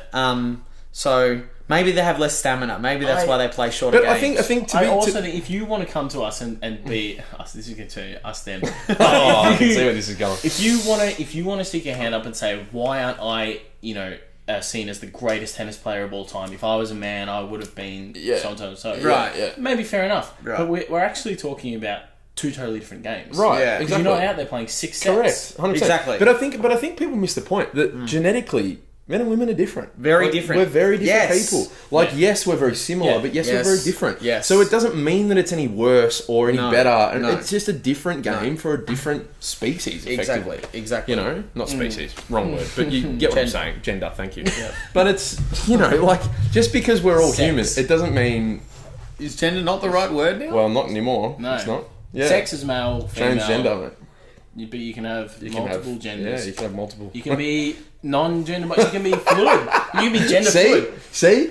You can be Kerry today culture. And Kerry I've already been racist once today. I don't want to be genderist. I don't want to be... Oh, God. I don't know what to say anymore. I don't know what to do anymore. That's the problem. That's why I brought this up. Like... This is why it's bullshit.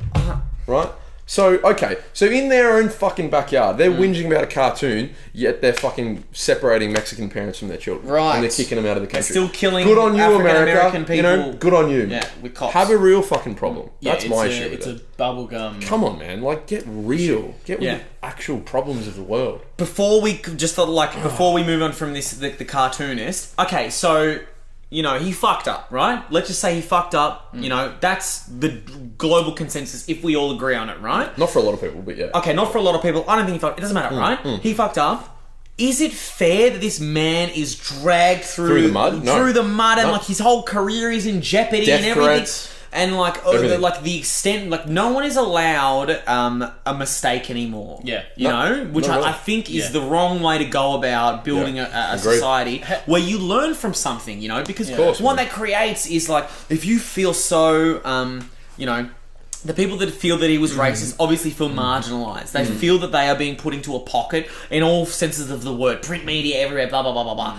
By then, on the same token, by doing what you hate the most to another individual, making them feel afraid and scared and, you know, worrying for themselves, you're doing exactly to that same thing, person what you fear the most, right? And so that's not a growth. That's not how we change and how we become better as people, you know?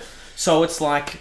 Yeah, but I think half of it is people pointing the finger so that other people don't point the finger at them. Right. You know, so it's them standing there going, look at that racist pig, so that people look at them and they're like, oh, they're not racist. Right, They're but that's... pointing and screaming at a racist, that's, you know? That's a problem. There needs to be more discussions. Bill Burr has a great thing. He goes, remember when we had open discourse? Remember when people asked questions when stuff went wrong? And he's like, did you hear how quiet it got in here?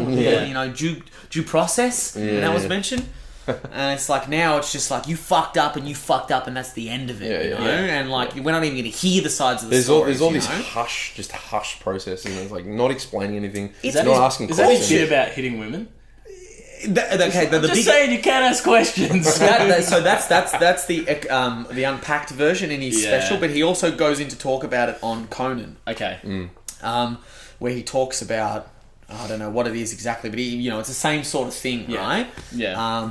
He's just talking about the old days. He's talking about the old days where, your parents could hit your kids, when they fucked up. And like, they would send us out in the street and we would play when we get injured and stuff, but we would learn stuff, you know? Yeah. And then it was a process of give and take with everything, whereas now it's like, Walking on eggshells. it's walking on eggshells with everything and everything you do. And Sure, but it's very easy for three white young males to sit around talking about how Definitely. we can't, Of we course. feel unsure Of course. about Of course. So, Of course. it's been a very different experience for a black person or a transgender person over the last 30 years to us. Of course. Like we've got the game on easy mode. Right. It's very hard if you're a fucking gay, disabled, transgender. Like, Blind, you know what I mean? deaf, Like, yeah. mute.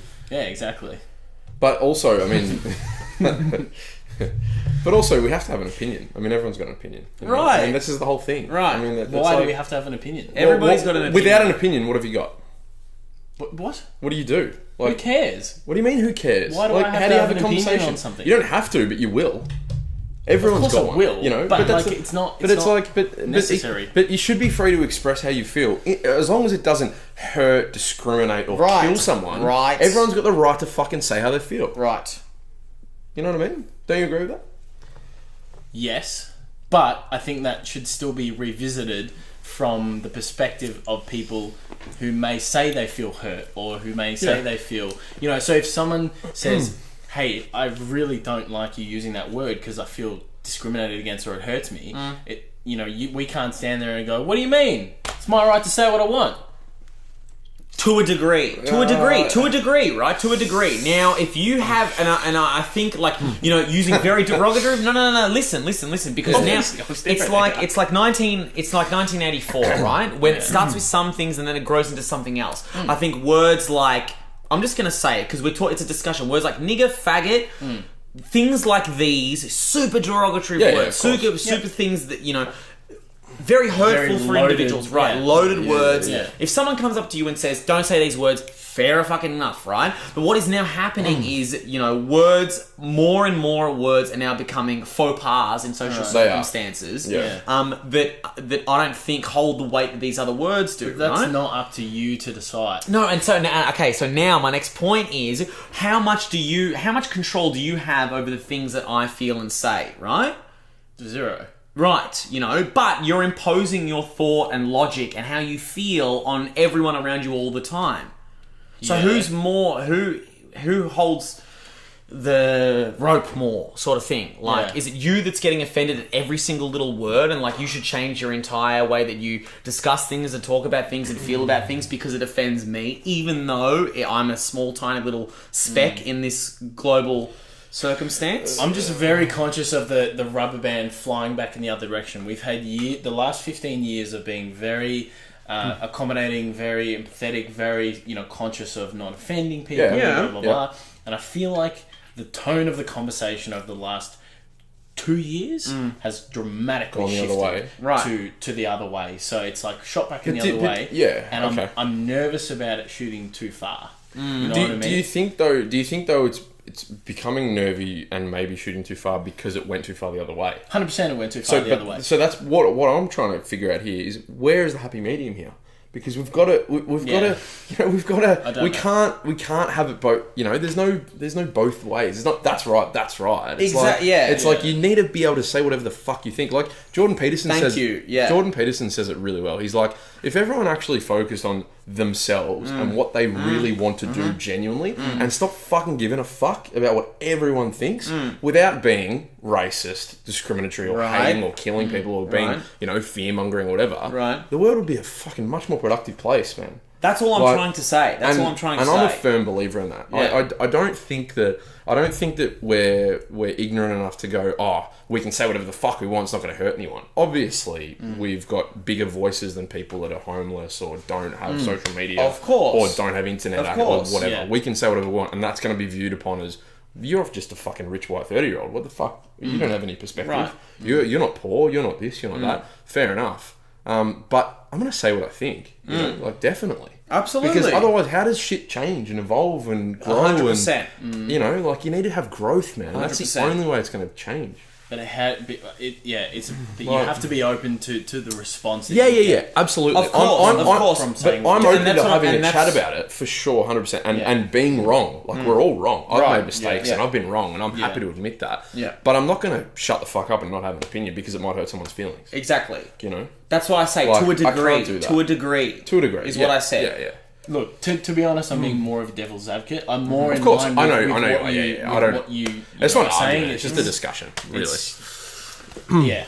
To your point as well, people should be allowed to be offended. You should be allowed to be upset by what people say, How else do you experience the toughness of life, the things that are going to come your way, rejection, ridicule, this and that? Yeah. Because, the instant that you step out of your bubble, like let's say that you live in a town or a city where it's all safe spaces, it's all safe, we can't talk about this shit, blah, blah, blah, and you're like, I want to go and be a fucking, engineer, architect, whatever, in this other part of the world, and you go over there and then, you really experience what life is like, you're fucked. You're fucked, 100%, man. Yeah. So I think there needs to be a degree of resilience and kind of fucked up shit that people need to get through. It's like the immune system, It's like the immune system for the mind. Yeah. If you are sitting there constantly in your bubble, the first instant that you're exposed to these sorts of things that really do exist, it's game over for you. I started to read Bear Grylls' autobiography. And he's talking a lot at the start about his childhood when he's with his father and these sort of formative years of going out camping and hiking and stuff with his dad. And one of the things he was saying is he would go horse riding with his dad, and he remembers really clearly falling off, and his dad's response every time was the same, like, you're one step closer to being a horseman. And it's this concept of like you're building up resilience and experience so that you're better equipped to deal with the situation, and your skills are developed. It's the same in society. You should be able to deflect and defend and take on board and not immediately reject and be horrified because someone has a different opinion to 100%. you, or, you know. 100%. Absolutely. 100%. Yeah. You know.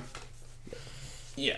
Like, I don't know. I think as well as that, I mean, people that are growing up in different societies. Like, if you grow up in, say, you know, the ghettos of New York City, or, you know, kind of, you know, Detroit, or somewhere like that, where there's clearly been lots of racial oppression and, you know, like segregation and separation. As a child growing up in that, or even like rappers and whatnot that are now, you know, big shots, they would have a better understanding of that than we would, or anyone else in that, you know, of that conversation. So it's not like we can tell people what to think, but we can also look at them and go, cool, well, you clearly understand it better than others because you've experienced it firsthand. Yeah. No doubt. That's why I think it's very easy for us to sit around and talk about freedom of speech or racism and things like that, because 100%. Really it doesn't affect us. No, like, it does with them. We haven't been on the pointy end of it. But also what it does, what we can say, and I'm qualified to say this, is I think that when you talk about, not passing judgment's the wrong word, but if you talk about how you think society's moving and how people integrate with each other and how they might, you know, get along, or how different people might interact, traveling does help you understand that better. Oh, man. You know what I mean? Like, if you go to a place in the world like a South America or a Central America, or even, you know, different parts of North America, 100% as well, Europe as well, you see that all these different types of people are, you know, some countries you go to, there's only one type of person. You know, there's no tourists, there's no visitors, and you're like that white fucking person. Yeah. I've been that white guy. Same. You know? So it's like that, I'm like, holy shit, I'm the minority here. Yeah, you're getting stared at and man. I feel like in the spotlight there. Yeah. So kind of in that sense, I feel like I am kind of qualified to understand what it's like to be different in that more way. So than you know what I mean? More so than some people that don't have a passport or have never been out of their fucking own hometown. Yeah, definitely. So, you know, this is all healthy discussion. It's like just trying to figure out. Going back to the conversation of universal income and one of the things I would do if I was, you know, emperor of the planet, I would say emperor. I would Good say word, right, emperor. you're out of high school. Yeah. You are government funded. Yeah. A one-way ticket to anywhere in the world of your choosing. Yeah. Obviously has to be international, and you have to stay away for a year, and then we'll welcome you back into Australia. Good idea. Interesting. I just think it would, you know, broaden people's horizons, perspectives, you know, expose them to different cultures, different people, languages, you know, and sort of also foster all the shit that traveling does for you. Confidence and, you know, self-reliance and all that sort of shit. And it would make people more qualified to have cultural appropriation talks. Like you were talking about. Yeah, for sure. Yeah. No, I agree with that, man. I think it should be compulsory to have a passport, to be honest. Like, you know, in terms of, I know you can't force people to go to travel, but it's like, I fucking love you, mate. My nation, my country. I went to Bali. I went to Bali. Went to Kuta. Yeah. So, anyway, it's healthy chat. Yeah. But I don't know. Like Serena Williams gives a fuck. You know, ultimately, like she's you know, happy bathing in the millions. Exactly, you want to talk about oppression? Fucking hell, mate. She's living the high life, mate. She's living the high life. Right. Loving life. I don't know, man. I just feel, there's a lot of people these days that get upset based on second-hand information and for other people. For other people, correct. Yeah. They love being offended for others. For others. Right. Upset for others, sad for others, depressed for others. Yeah. Do you know I went to a volunteer night in volunteer information the other night for the Asylum Seeker Resource Centre. Because I've been a big supporter of them for ages, and I really wanted to do volunteer work with them. And one of the things that they were saying is we don't work for asylum seekers. It's about working with asylum seekers to help facilitate them, you know, sort of making their own inroads and developments. Yep. And it's that thing of like, people are fine by themselves. You know, they don't need us to be outraged on their behalf. Right. You know, what they need is for constructive us to like be there. You know, support. in any capacity that we can to actually help. You know, and that's not getting on Twitter and fucking or leaving a Facebook comment or, you know. And you know what, man? Like working with them. Another thing that shits me is you can never fucking please people. Because I'll give you a good example, right? I lived in Abbotsford for how many fucking years? 5, 6 years, right? On the doorstep of Melbourne's worst fucking heroin addiction, effectively. Victoria Street's a haven for that shit. Always has been, probably always will be. Now, for years and years and years, people are like, oh, you know, fucking, they do it near schools, they do it in alleyways. I've seen people shoot up in my garden, you know, like at Lithgow Street. It's fucked up. But now, when... party. you know, shit, there's a video anyway. But yeah, now when they put a clean or a safe room, a safe shooting room, they built one. I'm not sure if you guys know that, but they built one nearby, and it was next door, I think, to like a community centre, something like that. And what do you reckon was the headline the next day? Not that's fucking great. First of all, it was logistically they fucking built it next to a community centre. This is fucked. Tear it down. Fucking it's near kids. It's near that. I was like, are you guys fucking serious? You'd rather cunts do this stuff like unsupervised anywhere, on some doorstep with a kid. Like think about what you're actually saying. They're trying to make productive, you know, like inroads into this problem that's an epidemic. Yeah, you're not going to please. And it's like you got a problem with it. You shake your head. You're like, well, what people try to do the right thing. There's no winning. There's no winning. There's no winning. There's no winning. Dude, I read an article today actually about how it's a Harvard-based research report as well about how a concentration of wind farms, you know, in a localized area will actually raise the temperature of that localized area by, you know, point something of a degree, because what it does is it mixes up the air in the region, and so it lifts all the hot air into a different place and blah blah blah blah blah, and you know, it's this whole like witch hunt essentially to try and get rid of wind energy. It's just like really long reaching effort to stop renewables, and it's like, fuck, how long does it taken for you to get to the point where like that's your target? This is the only way we can take it down, but this is my agenda. I've got a Harvard education and a group of researchers. This is what we're gonna do. This is what we're gonna do. It's scary, isn't it? But I mean, ultimately, that's the definition of clutching at straws. Like, really, it'll happen. It's sad.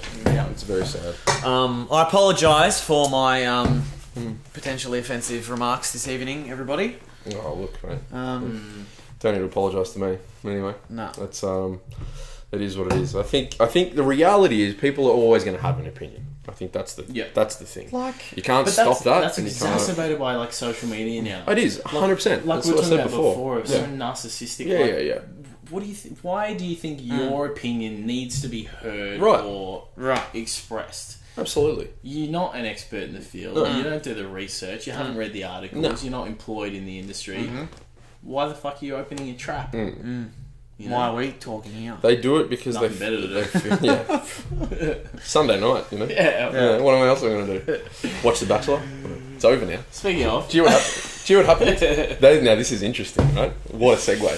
So, for anyone that follows at home, Nick Cummins, the honey badger, who's been the Bachelor for, 12 weeks, whatever it is.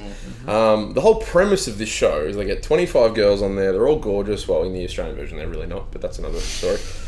They're all really nice girls, I'm sure. Like you. And so his goal, and the reason why the show exists is after 12 weeks, you choose the one that you want to be with. You're supposed to get married, love of your life. They've had heaps of dates. They've met the families. They've gone to their hometowns, all that sort of shit, and gets to the crux of the show. The epic finale. And bearing in mind, there's a market for this. So sports bet, this, that. People have hundreds of thousands of dollars on it. He's supposed to choose either Chook A or Chook B. And unbeknownst to anyone else, he chooses nada. Nothing. Doesn't choose either of them. Leaves them both at the altar. Did you watch it? Yes. Yeah. I did. It's insane. Yeah, it was fascinating. It was good. But yeah, what are our thoughts on that? Because good on him. I reckon it's great. I had $50 on another chick, so I got a refunded bet, which I was pumped with. But yeah, I thought fair enough, man. Who did you put your money on? some intruder idiot that got bundled out like months ago on a hot tip from Aldrin and Tommy Orgs. I'll never be doing that again. I'll never be doing that again. Anyway, I'll probably do it again next season. Wingus and Dingus. Tips. Jesus Christ, blind leading the blind. Anyway, so I found that kind of cool. But then also, speaking of people jumping down people's throats, what was the next fucking project show all about tonight? They had him on and they had the girls on and they're crying and they're wait. The project that's supposed to be like real journalism. It's a joke. What's his name? Waleed Ali. He wasn't on it, was he? I thought he was in Kokoda. He's on the project. Huh? I thought he bailed out of the country. No, they did a section. They did an interview with him. So whatever Wilkinson, her name is, she interviewed him, and she interviewed the last four girls. The last four girls. The last four girls, and one of them, Cass, he knew outside the house, like before going in. Psychopath. She's a nut job. Crazy. I love but he knew her outside the house, and there was like all these rumors and conjecture about how they were a thing, and they were together, and they were a couple. And that filtered down into the last three because she got kicked out on four. She was the fourth last to go out, and then he's like, no, that wasn't a thing. There wasn't a relationship. We just hooked up once or twice, and this and that. And that was the consensus. Like everyone kind of believed that, right? And that was fine. Anyway, but then the other three were all just like, I gave my world to this guy, and I'm like, I was broken down, and all my love life was exposed on TV, and I was just thinking, hang on a sec. Your love life wasn't exposed on TV. Number one, it's a TV show, right? So they edit it to the fucking shithouse to make it sound more dramatic than it is. They show a couple of family members, yes, fair enough. Like, obviously, they get to know you a little bit as to who you are. But to say that, like, you've been, dramatically exposed and it's ruined your life, I just thought that was a little bit rich. That's just my opinion. You're still a marked woman, though. Like, if you go out and you're one of the last four, absolutely. And you try going out in the city in the next month, people know who you are. Yeah, sure. I just think that he does have a right to not choose them. Of course he does. Because at the end of the day, it's his life as well, right? Yeah. And I guess, the hardship that they're feeling is probably understandable to a point as well, because if you look at the last two girls, they're both thinking it's going to be me or her. Yeah. Right? Yeah. And so that's kind of fair enough. They're both emotionally committed to this guy. Yeah. So from their point of view, I can kind of be empathetic to that as well, being weird and being like, what the fuck? Yeah. But also, don't fucking just stitch the guy up and, and condemn him universally for not choosing someone because he doesn't feel like he loves it. Yeah. I don't know, that's just my opinion. No, I agree. He's got a right to, and he shouldn't be roasted over the fire. It was unprecedented, though. It was weird. But like, so strange. I always find it fascinating. I'm skeptical with all this shit because I'm like, how much of this was produced from day dot? All of it. How much of the outcome is like scripted, and they knew it was gonna fucking The outcomes typically are like a kind of a little bit more on the random or whatever, but like a lot of the drama that you see and all that. Man, this is the beef that I have. It's all that shit. Cocked up. That's cocked up. For sure. That's cocked up. They even on the things like the block, they tell them, like you've got to be more like this and you've got to be more like that. Really? All the reality TV. Reality TV stopped being reality TV after the first, second, or third year that it was on. They realised they had a cash cow and then they could control. People, the more drama. That's all I'm going to say. Yeah. People. Way easier than they can control actors and then make it look real, you know? Yeah. I watched an interview, or I read an article, I think it was, with one of the producers of Big Brother. Yeah. Like the original, I think it's Danish, the original Big Brother. Like they were the ones that fucking sat around and came up with this idea. Great concept. Conceptually it was great. But they were saying how just the extent to which they had control over the, not so much the exact behavior and the exact results, but they could, create a certain type of environment by manipulating certain knobs and dials in like the way that the season was set up. So they were saying like if they wanted a season full of conflict and tension and backstabbing and stuff, they would do things like have all the furniture have really sharp corners, lower all the ceilings, bring in all the walls, so it's quite a claustrophobic environment. That's super subversive, sort of fascinating. Yeah, they went to a prison. No, they went to the army, and they were like, what food can we serve that is obviously nutritious, but is shit, and because obviously you need to keep them fed, but Yeah, they were yeah, like, we don't want them feeling nourished. We don't want them feeling, good about eating. If they wanted to stoke the fuels, they'd like give them free booze and stuff because they haven't had it in a while, so they get it in, and then it's fucking interesting. Yeah. So like, I'm always skeptical with shit like The Bachelor. I'm like, how much of this is?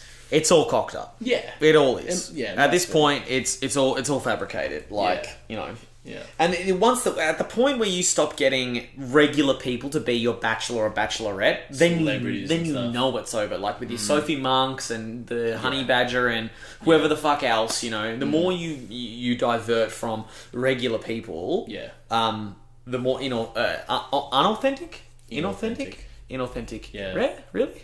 Inauthentic. It becomes. Yeah. Yeah. I don't know.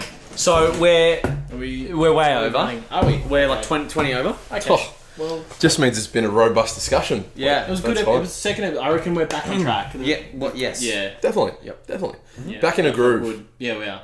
New shoes. No, washing machine.